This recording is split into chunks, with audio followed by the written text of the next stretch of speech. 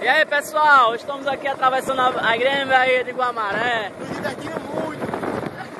Isso aqui é Rafael. Muito. Essa ali é Júlia. Tiago White e Leonardo lá na frente, não sei se vocês dão pra ver aí. Leonardo, tá com muito frio ele. E esse aqui é o comandante Adson Gleidson. Adson Gleidson. Ó, pra vocês que estão vendo aí a cidade, olha a distância que tá a cidade da gente. Muito longe. Muito longe, eu acho que daqui pra lá ainda dá uns 2 km para poder chegar em Guamaré. Agora nós estamos no meio do canal. Olha para um lado e para o outro, não tem absolutamente nada. Galinhos, para vocês que estão vendo aí, só 2 luzinhas lá no fundo. Muito longe, tá?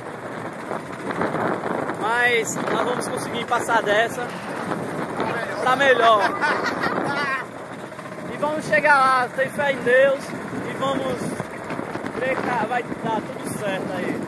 Vamos lá pessoal, remando! Ah não, motor.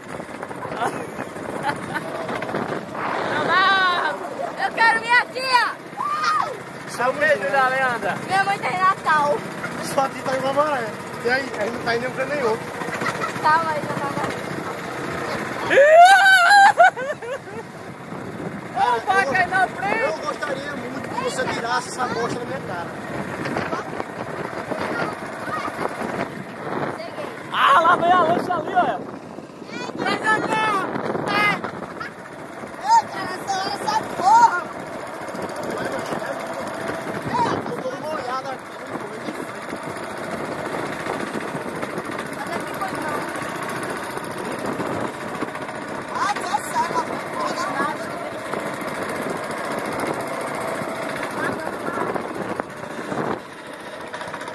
Agora, porra, galera! Já pro ódio.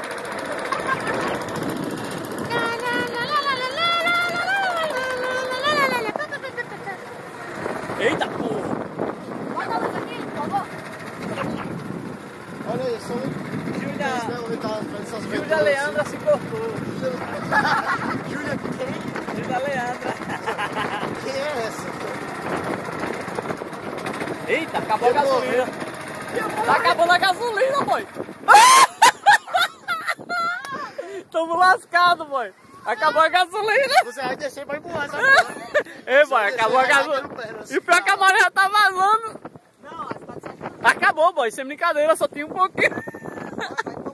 Ei, galera, estamos... Ah, a gente vai estar no jornal daqui uns 3 dias. Desaparecido, já sabe daqui a gente tá. Eita porra, mas esse vídeo não vai pra canto nenhum. Tchau. I let you go. E lá vem a